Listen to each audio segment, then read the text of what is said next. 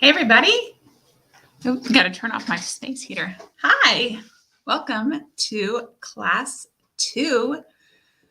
I have brewed some tea for class. I love that there are some early birds already in the chat letting me know what you guys are drinking, eating, having ice cream, a full meal.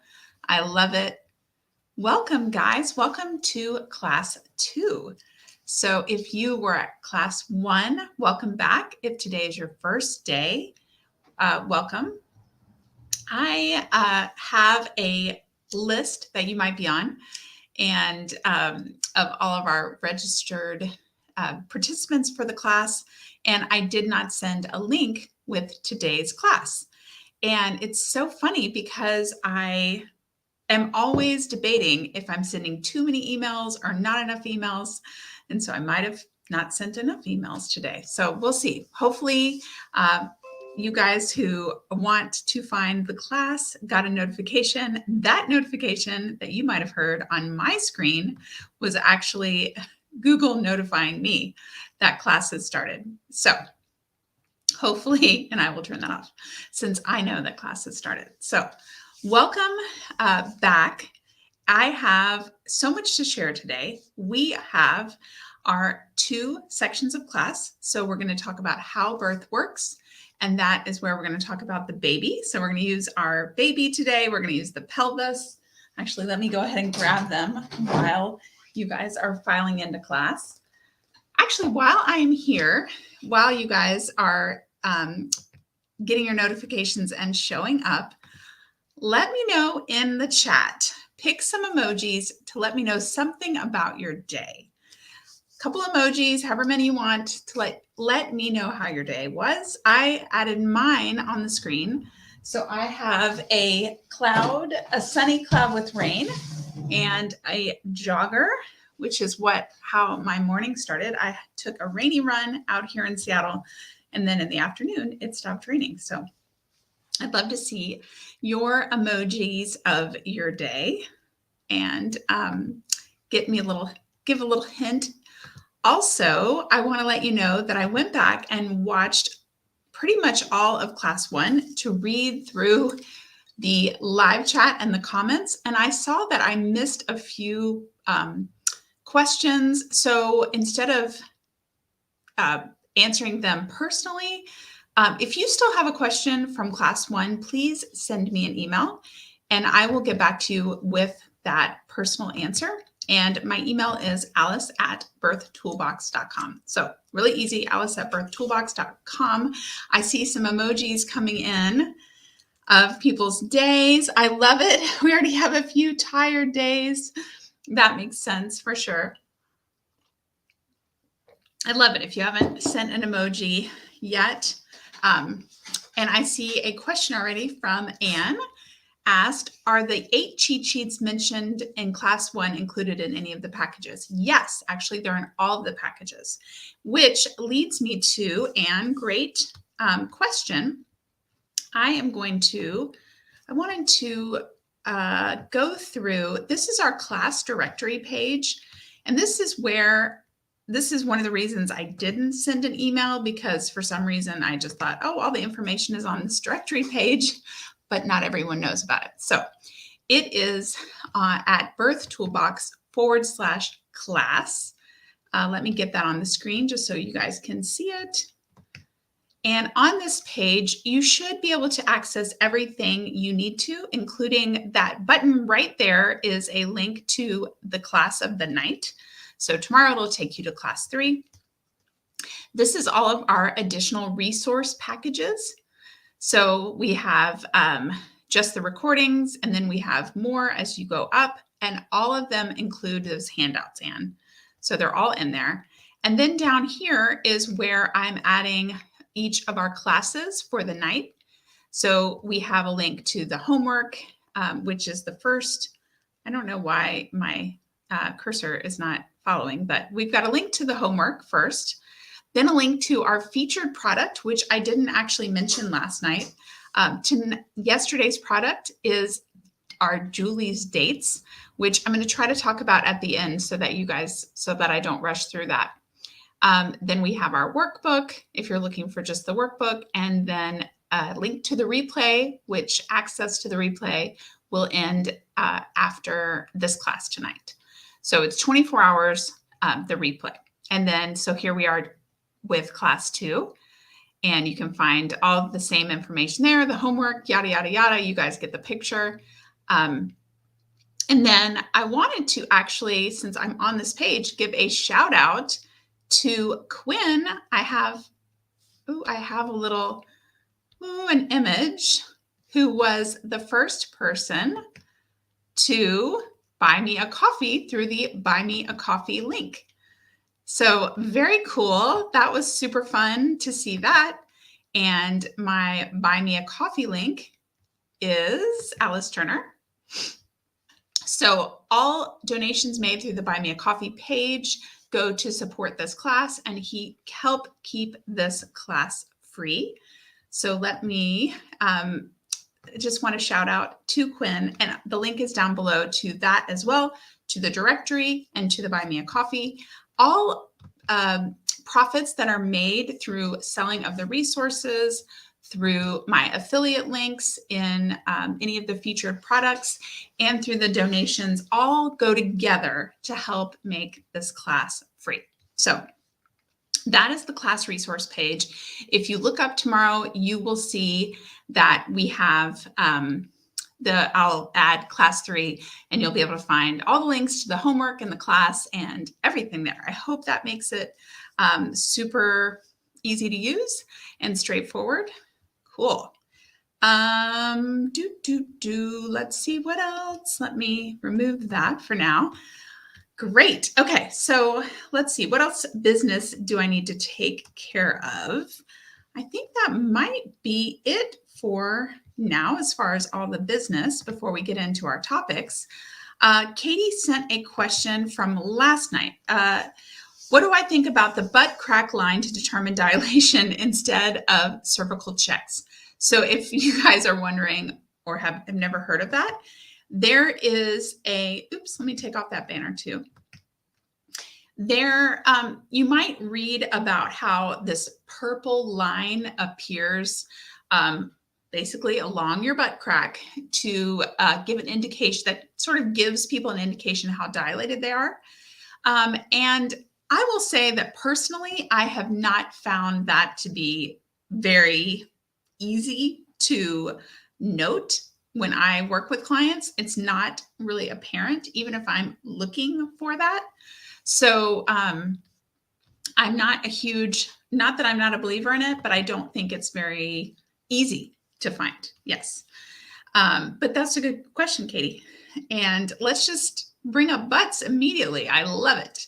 And then Anne had a question about what's included in the book and what would be included in the one-on-one. Yeah. So the book, Anne, I got your question earlier. So I pulled 3 pages that I wanted to show you guys. This is the book that if you were taking this class with me in person, which you are, there's just a little bit of a delay in seeing each other. This is the book that I would give you. I think if you are serious about preparing for birth and really want to get the most out of this class, I would invest in the book. I'm a real believer in having additional information to see. So 3 of the pages that I love, one just gives you a sort of stages of labor and tips, what's going on, activities you could do. This is a cheat sheet. This is a total cheat sheet because even though we'll talk about this in class, which next class tomorrow, we're going to talk about contractions. So we'll talk about stages of labor at the same time. But I am a believer in not keeping everything in my brain. So I would open this up in labor and use it as a cheat sheet. Other things that I like about this book are planning pages, like questions make you think about identifying preferences for support, preferences for creating your birth plan. And then I love a position cheat sheet. Yes. Now, the other thing about this book, which we'll talk about when we talk about the baby, when the baby's on the outside and postpartum, There's a whole section on newborn with lots of great pictures, which I really think is helpful, especially like if you're wondering, does this skin situation look okay on my baby and blah, blah, blah. Okay, so thank you for asking, Anne, because I do want to share that about the book. And I'm going to talk about one-on-ones. I'll probably talk about that tomorrow a little bit more in detail, but I'll send you an email back too. Awesome. Okay, guys. Today let me pull up my slides over here, and I have kind of a funky configuration here if it looks like I'm ducking, trying to see my computer. Today we're talking about the baby and breathing. Now, the baby, first of all, before I get started, did anyone practice today? Because we will practice our breath today, and we're going to layer that with the Limp and Loose. Let me know with just a yes, an N, Y or N in the live chat. Did you do any practice, or did it go through your mind? Did you do horse flips? Let me know about that from yesterday's class. So breathing is going to be our foundation that we're going to practice today. But first up, we're talking about the baby. So yesterday we covered the cervix. The cervix is so, it's the star. Remember, it's the star of the show. Well, the baby has a lot of impact I just went right through my slides. Has a lot of impact on our labor too. Now, if you guys have ever, which I'm sure you have, either experienced birth, a lot of you have already, or several of you guys I remember have already given birth, or you've heard birth stories, you will have noticed that they're so different.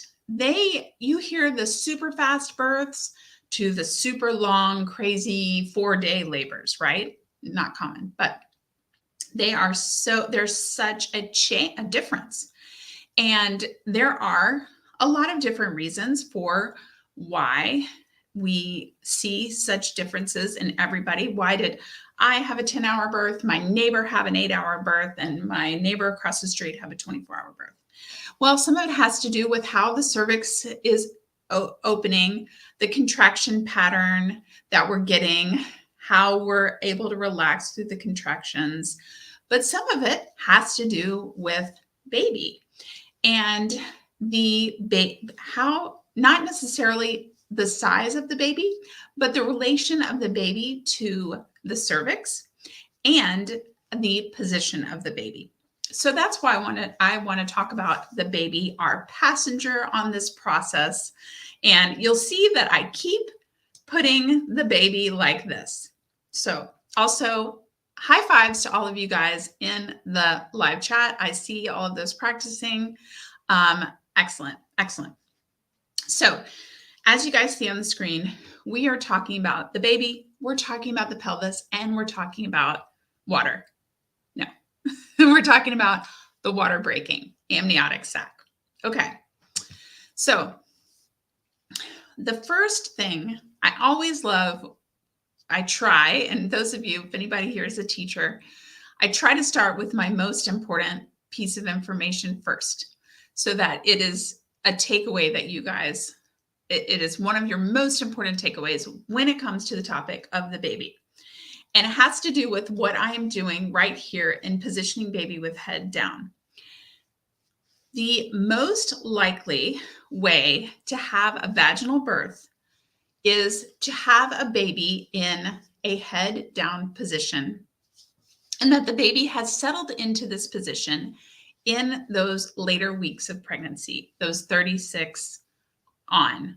Now, babies might settle into their position before that, but right about the 33, 34, 35, 36, we're really hoping that baby is in an ideal head down position. So first we're talking head down, then we're going to talk about which way they're facing. Okay.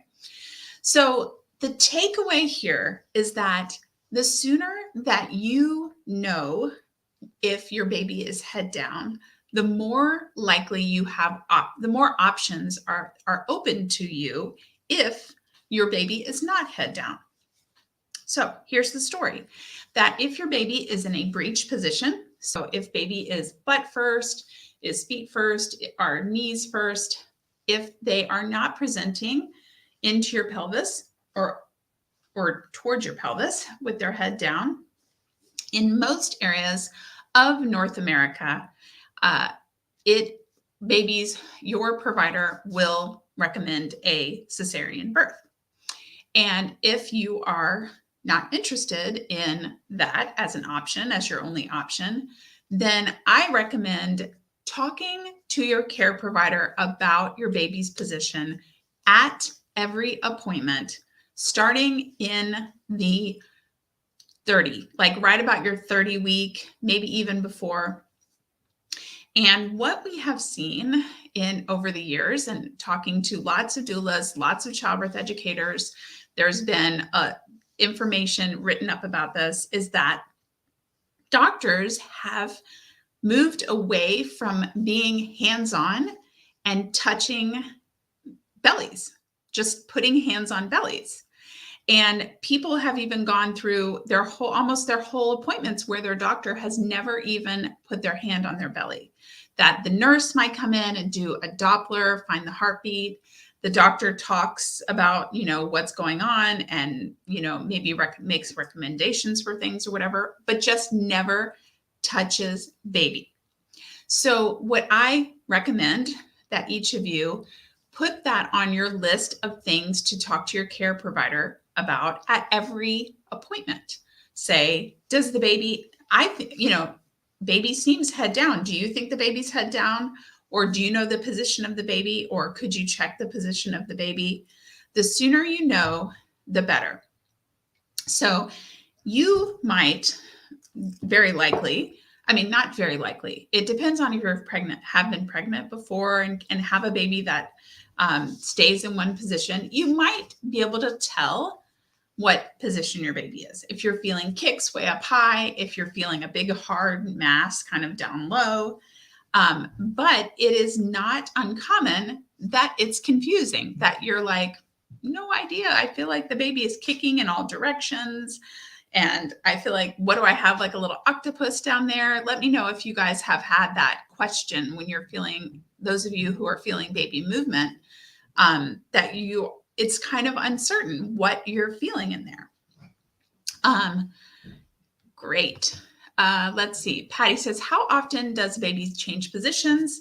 So there's not really an answer to that. At 20 weeks, she was cephalic, but I'm wondering if she will flip at some point. Yeah. So, Patty, that is a great question. At 20 weeks, they are still flipping. So at 20 weeks, like if you had a 20-week ultrasound and, baby was in one position, it is very unlikely baby stayed in that position going forward. So 20 weeks is still lots of movement, lots of turning around most babies. So that is really common. That's a great question. Diana says, will our provider be able to tell position of baby without an ultrasound? So it kind of depends on the provider. They should be able to if they have been trained. So it depends on the provider. Midwives are often more likely to be able to tell position, are more hands-on. OBs it's a huge range. Some are really very more hands-on, more interested, more, somebody who wants to talk about that. And some are really hands-off and might even say like, I can't tell now, and sort of dismissive about that. And I would say if your provider kind of dismisses you of like, it doesn't really matter right now, I would just say, well, it matters to me. Do you think you could try? Do you think you could, just let me know what your guess is? Because it is what I don't want to happen, that I've seen happen many times, is that people, their providers don't check.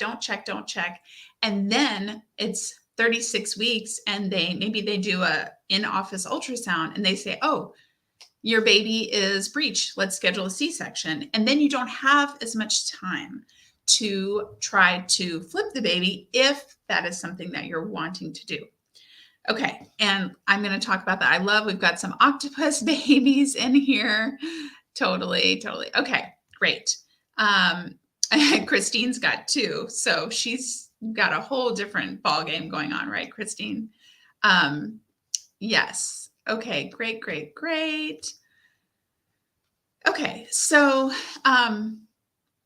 if your baby is breech, I don't want to go into a full detail. I'm going to just sort of give you a high level and then let you know that there are options, that some of them are research has shown to help flip a baby.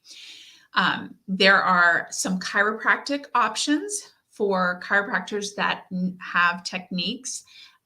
There is something called the Webster's technique for flipping the baby. And it's not like they're not touching the baby. It's more like working on your hips and things. There is something with acupuncture called moxibustion that is research-based, proven to help encourage a baby to flip. And then there are things that you can do on your own, like some positioning, like using a flashlight, frozen peas. If I got you interested, I know you don't use them together. So there are options, but the bigger your baby is, so the closer to your due date, and that means there's less room and there's less amniotic fluid. So if baby needs to flip, we'd rather have the baby not as close to your due date. So that is your big takeaway on baby. I still have more to talk about, but I want you to keep that in mind. Talk to your provider about it. Okay. Let's see. The other thing that, yes, babies can flip. They can, if they flip one way. Marlene's question, how effective is flipping the baby? Can they just flip back? They can, but a lot of people at the end of pregnancy, if they can encourage baby to flip, then a lot of times the baby will stay head down. Yes. What was I going to say? Oh yeah. So the other option about a breech baby is some providers will do something called an ECV. And what that is moving your belly on the outside to move the baby. And it is quite a intense situation. It is painful for a lot of people. And sometimes people even get an epidural in the hospital when the procedure is done. But some providers provide or allow that and offer that. Okay. So that is kind of a quick baby head down breech situation. Let's talk about the other type of positioning that some of you might have heard about, and that is optimal fetal positioning. Here it is. If we had the ability to encourage our baby, which we don't really have reliable ability to encourage the baby to enter the pelvis correctly or ideally, but the ideal way that we want our baby is we want baby's face to be facing our back. Okay. So if you guys can see, baby's face is facing the back. This is the spine. And this is baby. Now, this fetal model and pelvis, it's very close to what the actual position is. I mean, how much room there is. It's baby slides in, but there is not a ton of room going on to wiggle. So if we had to choose, if we were able to be like magically tell our baby what to do, we would want baby to enter our pelvis either kind of on the side, facing our side, or facing our spine. But we don't necessarily always have that ability. And sometimes our baby is something called posterior. So what that is when the back of baby's head, this hard spot on the back of baby's head, is up against our back, up against our spine. And this is one one result of this can be what we call back labor. And back labor is something that can be more difficult for people, more painful. And I'm going to talk, you'll hear me mention back labor in about 4 more classes. So don't feel like you're going to know, I'm not going to talk at length about back labor because I'm going to bring it up a few more times, especially when we talk about contractions and when we talk about pain management and all that. So stay tuned for more. But back labor and an OP baby. Yes, Dusty said sunny side up. Sometimes you might have heard it called a sunny side up baby. That is what this position when baby is up against the back. Now, sometimes babies do rotate when they are in the pelvis. Yes, that is possible. So they can enter one way and then they rotate and then they become OP or not ideal. And babies can be birthed with their head facing down, which is the ideal, but they can also be born sunny side up where baby comes out looking up. And that is usually a longer and harder labor, and sometimes can lead to a cesarean birth because the baby is not making their way down correctly. We can also sometimes see babies get malpositioned where they might be sort of entering at an angle where babies aren't descending. So, oh gosh, Melissa had back labor. That can be really hard. So yesterday, remember we talked about the locks. How many locks? Let me know. How many, not locks, but how many ways does the cervix need to change in order for that exit to open up? Let me know. Get in the live chat, enter the number. How many ways? So those 4 different ways. Oh, I just gave it away, but you guys already started entering it. There's a slight delay between when I ask the question and when I can see your answers. Anyway, yes, everybody knows 4 ways. So we've got to thin, we have to open, we have to become nice and soft, and we have to move forward of our cervix. Well, the other sign of progress that has to do with the baby, so those 4 locks have to happen, but the other thing that has to happen is baby has to descend through the pelvis. So the first step is baby's head has to engage in the pelvis. The other name for this is baby dropping, right? Dropping, has your baby dropped? What that means is baby's head engages in, I just jammed that baby in there. Baby's head engages in the pelvis. That's baby dropping. Now, here's something interesting moment of the class.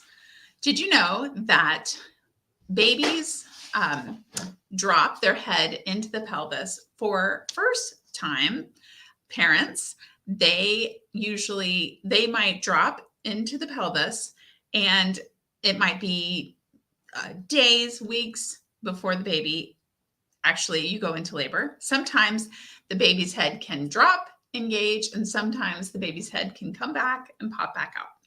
So for first timers, the head engaging in the pelvis isn't necessarily like a sign that, okay, the labor is happening. But if you have already given birth, so a second, third, fourth, your baby drops, it is more likely that labor is coming like right then or pretty soon. That is something that happens closer to actual labor happening if you've had a baby before. Okay, so baby's head engages and then baby moves through the pelvis. Now, this is something that I think is a little hard to visualize, but use your best imagination here. That during do you like this? during a vaginal exam, when we're checking the cervix, right? We talked all about that yesterday. They also give you a number, or they are checking on something called station. So station is where the baby's head is in relation to the pelvis, which sometimes they might say the baby's head is floating, where they kind of touch the baby's head and the baby's head pops up, or they can touch the head and the baby's head's right there.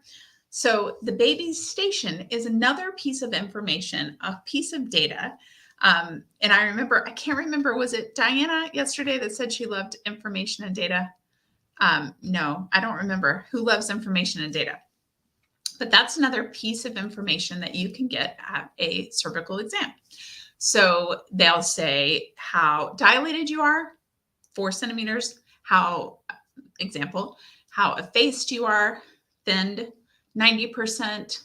And then they might say the cervical position. Cervix is midline, cervix is anterior. They might say that it's soft. They might, oh yeah, it was you, Patty. And they might say, or you can ask, what station is the baby at? So the way that this is, calculated is the baby, it starts up here, that it is at minus. So when baby is just engaged, -3, -2, -1. When baby is at the midline, it's 0. And then we start the pluses, plus, plus, plus, until about +3. Baby's head is right there on the perineum. So this is just another thing that has to happen. And I don't want you to get too caught up in it, or too much like trying to, especially if you are watching this and you're the person going through labor. I don't want you to necessarily be like, oh, the station, and what station is my baby in? But being familiar with this information, knowing that you can ask, or your partner can ask during a cervical check, what's the station? How low is the baby? If your baby is lower, so if your baby is at a -1 station, that is different if you have labor, and then they check and your baby's at a 0. That's like, yes, we made good progress. Also, if your baby is +1, wow, huge progress. And the thing about, we talked about, in the beginning, I mentioned that baby has an impact on the length of our labor and how our labor goes. So if you start out with a very low baby, and baby is putting pressure on your cervix usually dilates faster. You guys can kind of imagine that, right? Because that exit is being pulled up by our uterus. But if our baby is pushing down on it too, that cervix is getting pushed and pulled. So, and we're relaxed and loose, right? Because we're riding the wave. We're going to see more of a difference in the cervix. Also, just a reminder, pages right here for the book, and there's some good pages that show an illustration of the station and all that. So make sure you check that out. Okay, so if your baby as your baby gets lower and pushes on the cervix usually dilates faster because we've got the push, we've got the pull. Can you guys imagine that working really well together? So baby's impact on their position going through the pelvis, if they are malpositioned and they're going slower, well, they're probably not putting as much pressure on that cervix and not helping to make as much change. If there's a tight fit or baby has positional issues, we might also see some delays. So I'm setting us up really for later classes like tomorrow, where I'm going to talk about movement, because movement is going to make a difference in this situation. Because even though it's just a little bit, not a huge difference, but a little bit, when we move our pelvis, when we change the pelvis up, it is going to help our baby move down. And that is the main takeaway with this situation. Okay. So I don't want you to get too far into station and blah, blah, blah, but let me know. Okay. So let me know in the chat. Is this making sense? Are you visualizing the pull and push on the cervix on the exit door?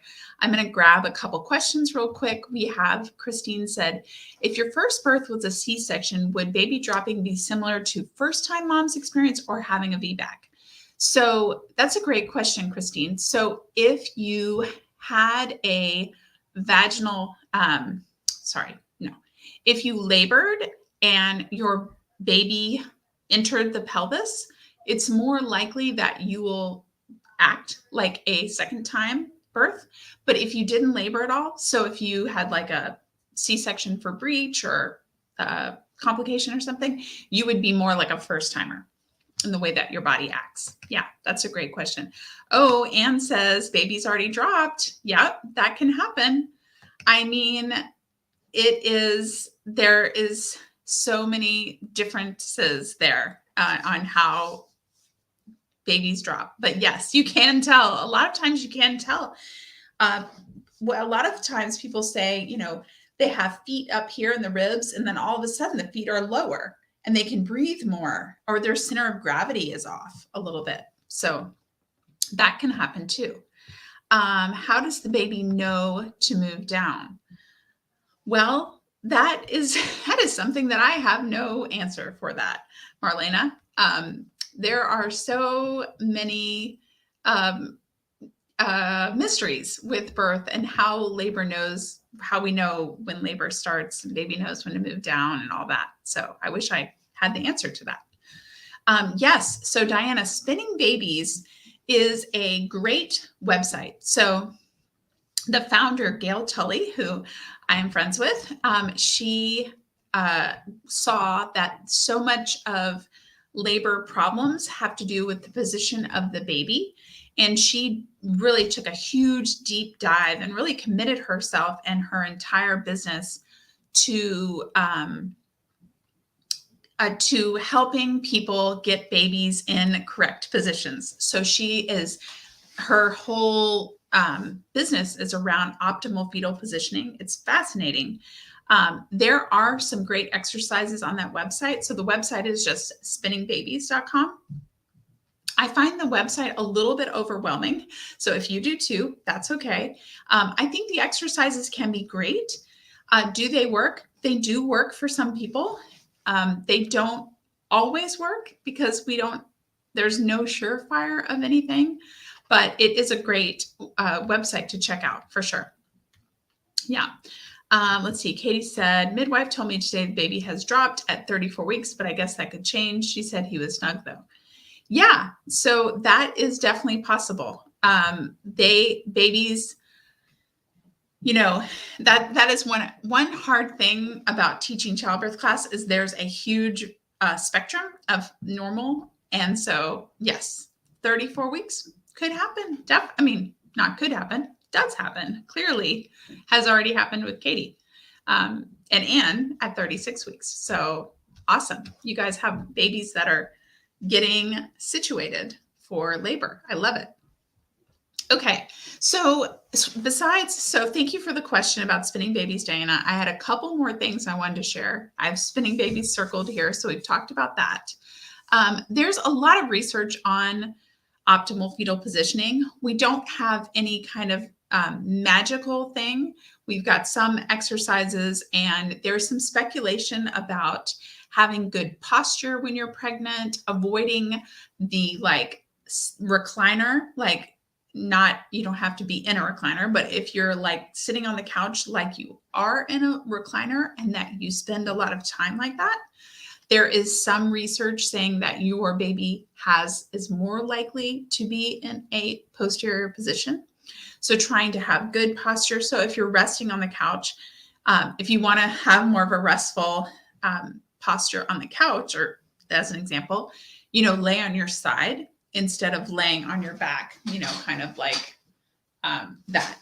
trying to be more upright, spending time on a birthing ball, like if you're working or at the computer or that kind of thing.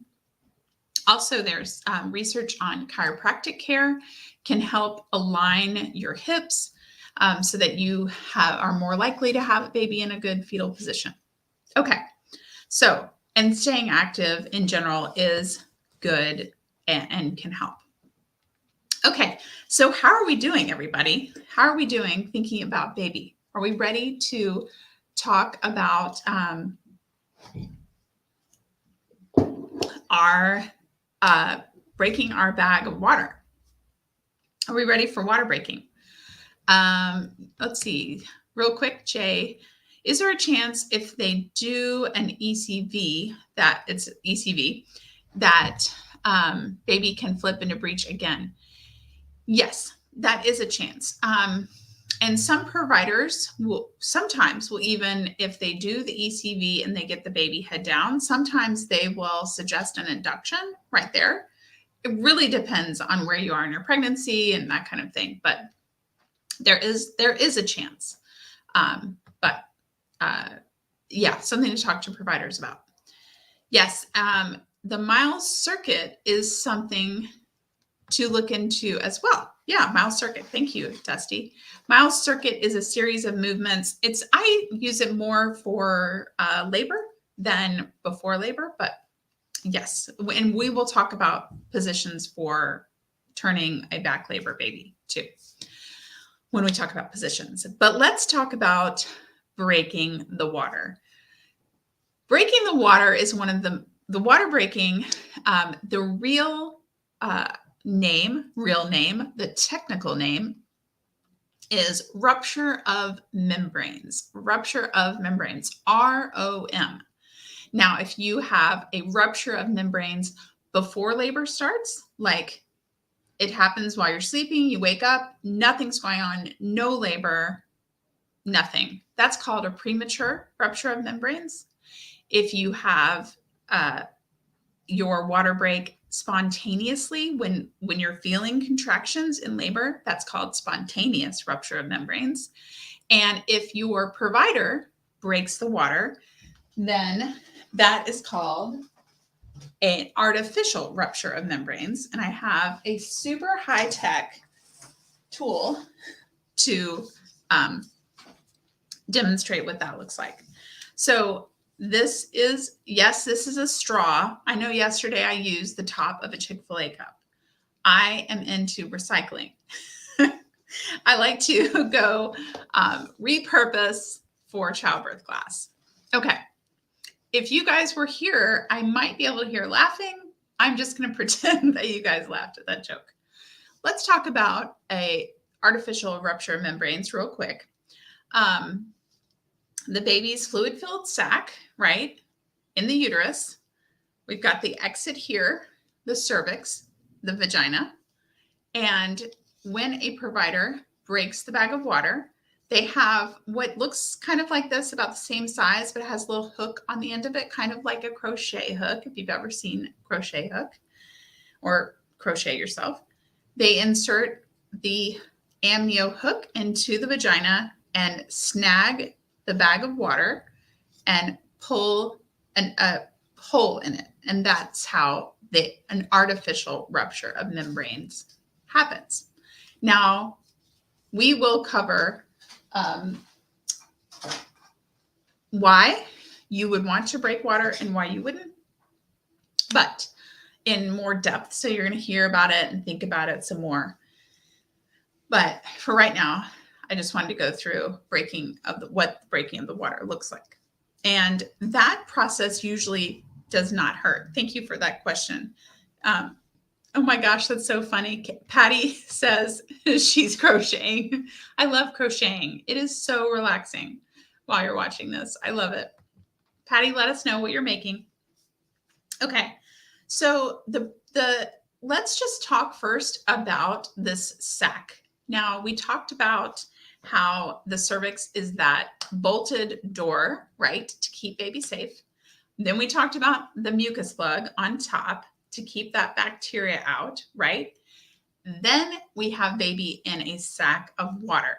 So the sac of water is, for one thing, it is a way to protect baby, right? Keep baby protected from the elements, from bacteria.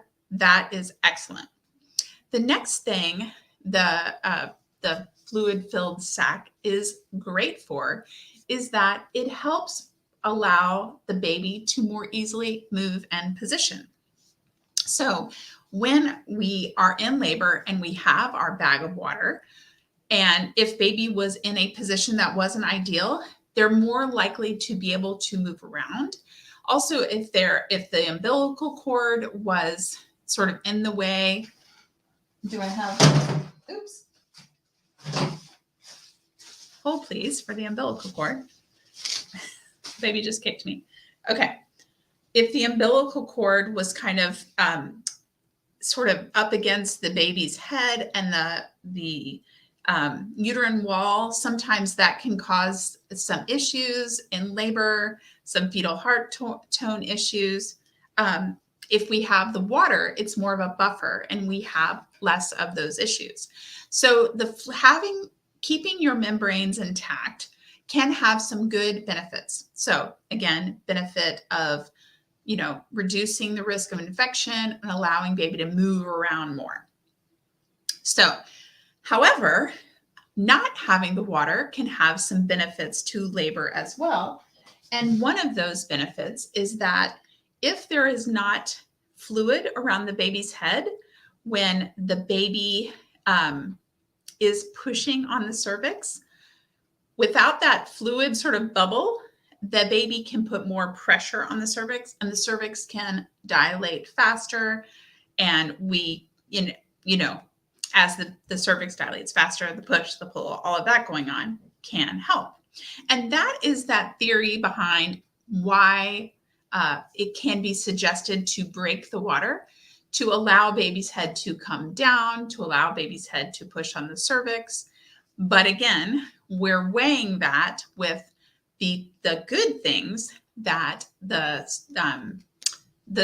sac has, and the water has, keeping the baby safe from infection and help the baby move around and turn if they need to. So when we might be making that decision about whether we should agree to breaking the water, if that is in our future, it's really something that is good to weigh both of those ideas. And sometimes our water breaks spontaneously, and so we don't know.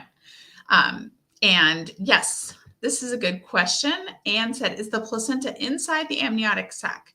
Actually, let me show you, because this is a good, I think I like the way that this is done. But it is like this, where the placenta, this is the placenta, this is a fake placenta, obviously. It grows into uterus, and the sac is on the other side of it. So it's kind of like integrated right there. The sac and the placenta are fused together as one. So part of the placenta is actually inside the sac, and part of it is the outside. So it's really cool. Okay. Good question. And Jay says, what exactly breaks the water naturally? Yeah, how does the water break in there? Well, we don't know 100%, but usually water breaks from just think about a water balloon, right? We have a water balloon that we can throw if we've ever done a water balloon toss. And some people are able to toss it 100 times and it doesn't break. And other times it's just the right pressure, just the right amount of water, just the right pressure, on the outside that it breaks. So usually if water breaks, it is during a contraction. So pressure is put on the bag of water that causes a break. But sometimes the water can break on its own if baby is kicking at a certain way and the bag is, is thin, isn't super strong, and we see a break. So we don't really know exactly, but often if it does break spontaneously, it's during a contraction. So, and also another cool piece of information is if you you can, if your water breaks when you're having a contraction, a lot of times people hear it, where it's like almost like the snap of a rubber band. It's really crazy. I've heard it a few times with clients, several times. I've heard it myself once where I was like, holy cow, what was that? It was, right, it happens. Yeah, so the bag can vary for people, how strong the bag is, the quality and the thickness, and there's a lot going on with the bag. So yeah, but it can have different ways that it breaks. Okay, so different types of water breaking. When the water breaks can impact labor, whether it breaks spontaneously, prematurely, or artificially. If your water breaks early in pregnancy, so different things can happen if your water breaks early. It depends on how early and how your provider wants to proceed. Sometimes people are hospitalized where they are waiting for labor, or they're given medicine to try to not bring on labor or to slow labor, or they might be given steroids to try to mature the baby's lungs if labor looks like it's imminent. So that it varies on your provider and what they recommend with that. So yeah, good questions.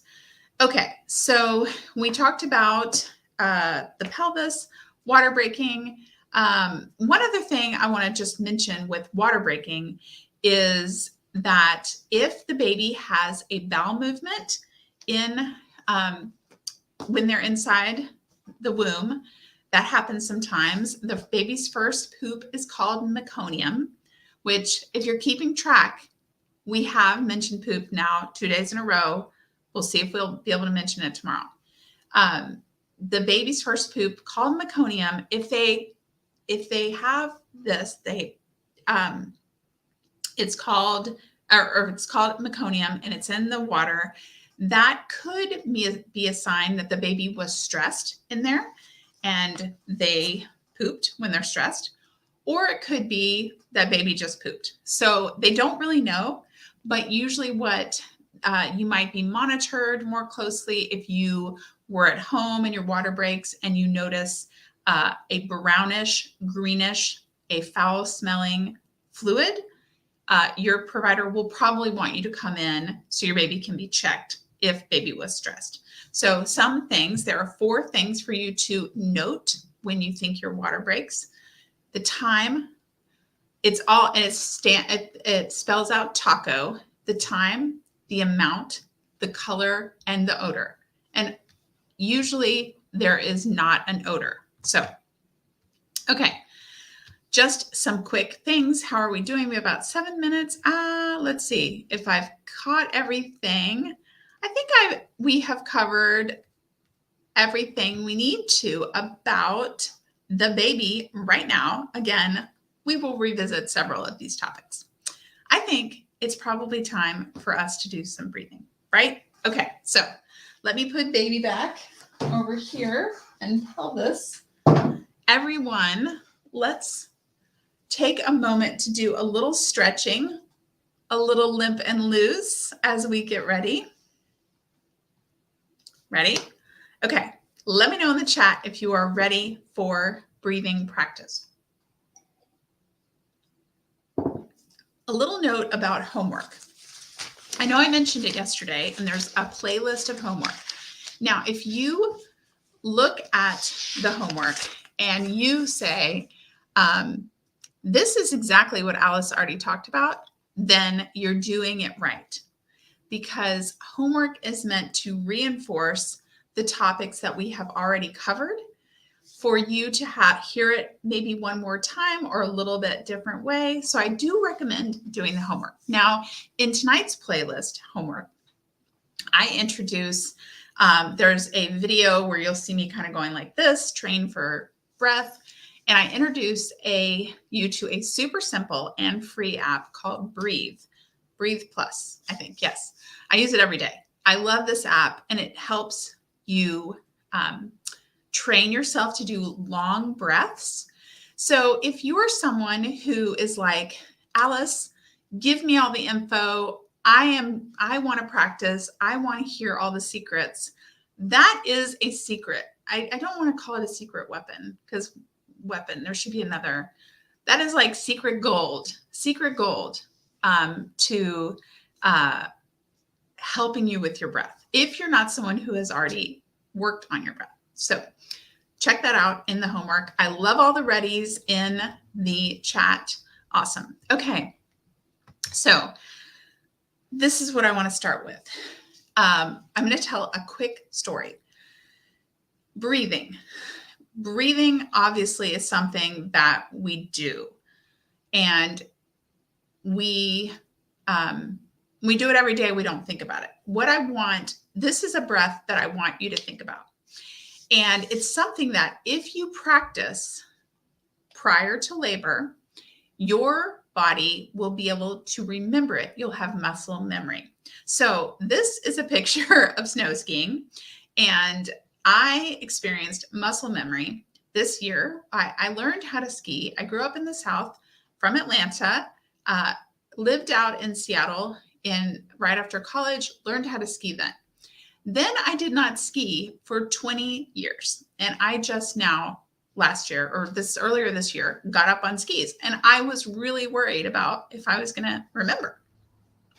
And sure enough, once I started going, my brain and my muscles were like, oh, that's right. This is how it works. Okay. Another good example of this, if you're not a skier, is bicycling. It's, that expression, like you never forget, like to ride a bike. It's just like riding a bike. Once you get back on, your brain goes, oh, that's right. That's how this is. Well, I want this breathing technique to be like that for you for labor. I want you to have practiced this enough that when labor starts and you try this breathing technique, you're like, oh yeah, your body goes, yeah, this is really familiar. So that is my quick pitch on breathing. Now let's talk about how it works. Okay, let me close my slides so I can give you guys full focus. Now, Marlisa says, I'm short-winded when it comes to breathing. Yes. So Marlisa, are you always short-winded, or is this a baby thing? Because our baby is taking up some valuable space in there that can cause that short-windedness. Okay, so as a Lamaze educator, breathing has always been a core, but we've changed it up a bit. And we used to teach pattern breaths and all of this different type of breathing. And now I teach, and most Lamaze educators teach, a very simple breathing technique. And what it looks like is a long, slow breath in, a pause, and then as long as possible, slow breath out. Pause, long breath in, pause, long breath out. Now, when I demonstrate this to you, you might not be able to you might not be able to expand your lungs as much as I am. Yeah, because you have a baby. So give yourself some grace, but definitely that intention of taking a nice big breath in and a nice big breath out. So let's do it together. Ready? Nice breath in. Pause.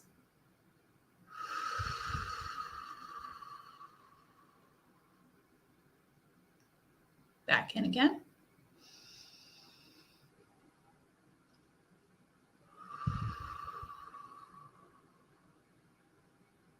One more time.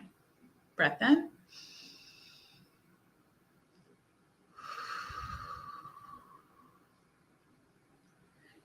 Now, this looks maybe super easy. Great.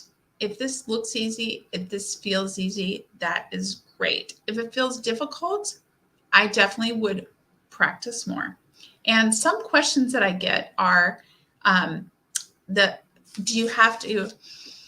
usually breathe in with my nose on the inhale and out through my mouth on the exhale.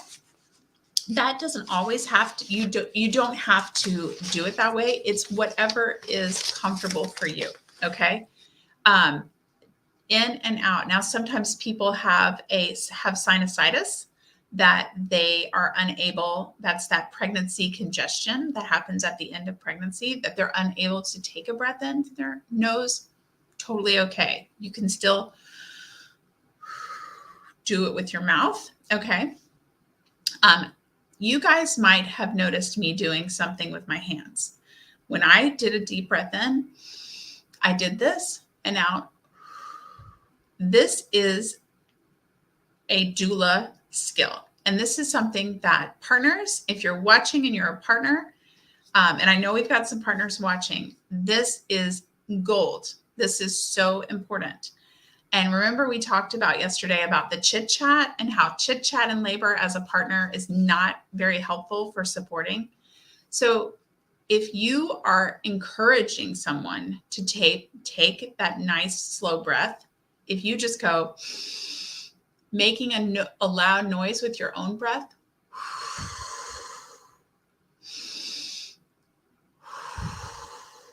that can help. Now, this is so key because a lot of people, and raise your hand if this is you, because I'm sure most of you are raising your hands. If you have pain, I know I do it. Stub your toe, cut your finger, run into something. The first thing you do is like, you don't realize that you're holding your breath. And that is something that happens with contractions all the time. A big contraction comes and people are like, right? And of course, we talked about it last night. We want to ride the wave. Well, adding that breath of, so I'm doing limp and loose, hands up. This is me allowing my body to do work. Okay. So I've got some good questions coming in, and I'm going to get those questions, and then we're going to do our 30-second practice. Okay. Yes, Jay, your answer from last night, I did figure that out. Thank you. At about 4 weeks, the cervix is back to its pre-pregnancy state, and along the way, it is closing. So cool. Okay. Does the placenta grow apart from the sac if it's fused? I thought it came out separately. No, they come out together. They come out together. Sometimes you'll get a piece of the sac that can come out on its own, but yeah, they come out together. Okay. Patty says, is there a set number of counts that can be timed with this? So using that app or using anything, you can, work on your breath. I don't like to prescribe a certain number of counts because, first of all, people count differently if you're not using like a second hand or something. And I feel like I've seen in my classes that people get discouraged. Like if I say, try to do a count of 10 going out and they can only get to a count of 5, then they feel discouraged and sometimes don't want to use breath or don't feel like it's as powerful. So what I think is work on your own breath and work on lengthening and slowing down that inhale as big as it can and exhale as slow and long as it can, and try to, improve your own score. Kind of like my kids and their cross country coach, they're always like, don't compare to everyone else, compare to your own personal best, right? I feel like that's how it is with breath as well. Melissa said, counting breaths really helpful for me. I just had to get to breath 6 or 7 and the contraction would be over. That's great. Yeah. So 1 breath, 2 breath. I love that. That's a great strategy. Awesome. Patty said, proportion, inhale versus pause. So usually the inhale is shorter, and check out that video because I show an example of my time. I think I have 6-second in, a pause for a second, and a 10-second out. So check that out. It's the video in the homework tonight where I'm kind of going like this. Okay, guys. So we're going to do that 30-second practice because I think it's important to practice every day. And I recommend that you start off by doing one of the limp and loose in labor techniques. So whether you are a shoulder person, jaw, arms, wiggle, check your butt, horse lips, any of those. And then let's practice that slow in and slow out. And I will not mess up my audio today when I meet you over in the toolbox. Okay. So we are going to, let me get that 30 seconds ready and I'll see you in the toolbox. Good luck, guys. Oops.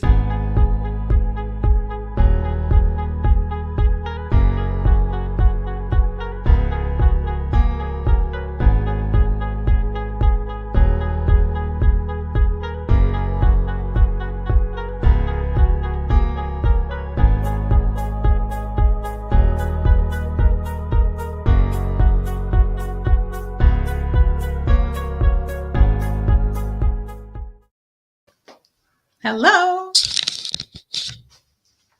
Where are we? Oh, it changed my camera. Here I was acting like I was going to get everything right in my camera. Look, here we are. Hi. Over here in the toolbox with my extra camera arm that's not working. Okay, guys. Hello. We're going to add breath to our toolbox. Number 2, breath. Breathe. Actually, I'm going to say breathing. Breathing. Awesome. Okay, so 2 coping strategies are in our toolbox now. Let me know in the chat, what did you think? Did you feel like you got a nice in and a nice out? Let me know. I am excited. Okay, so the last thing, we are right at 106, so not too bad, a little bit over than we had yesterday. I'm a little worried. I don't hear from anybody. Did I go mute? Are you guys talking? Let's see. Let me know. How did it go? Okay.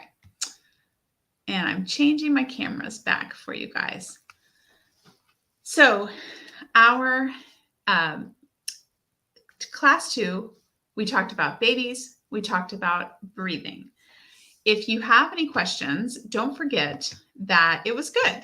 I like that. It was I had a delay in those comments, guys. I had no idea where everyone had gone. I really, when you're teaching online, I am so in need of the comments to know if anyone is out there. So, but Anne says she's ready for bed.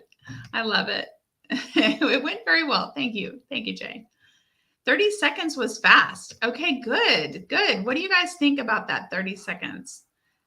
Sleep breathing. Yeah, parasympathetic breathing. That's right. That's right. So that 30 seconds, it seems really short, but in beginning of labor, contractions are likely going to be about 30 seconds. So it's a good beginning practice for us. Okay, great. So for tomorrow is super exciting. I'm counting on everyone to be back for tomorrow because we're talking contractions and we're talking about movement, which is so important when we talk about our coping techniques. Don't forget that on that class page is where you're going to find all the links to everything. I meant to show you guys today is our featured product today is my favorite. Let me just pull it up because it does go nicely with what we're talking about. My featured product is the Earth Mama Lip Balm. So Earth Mama Lip Balm it comes in this 4-pack, which has like 4 different scents that I really love. So if you're looking for lip balm, and Earth Mama is my favorite for lip balm. They're also my favorite for their red raspberry leaf tea, which is great to be drinking in those later weeks of pregnancy to help tone the uterus. It's not 100% certain that it works, There is some research that says that that works, but check that out, Earth Mama. So that is our featured product. And I am going to be shipping out those books tomorrow morning. So anybody who orders a workbook or joins any of the packages tonight, they're going to go out in 2 days tomorrow. So you will definitely have access to them. And I think that's all of my business tonight. I just want to thank you guys so much for spending time with me and this class and working towards preparing for birth. And I'll see you guys next time. Bye. See ya.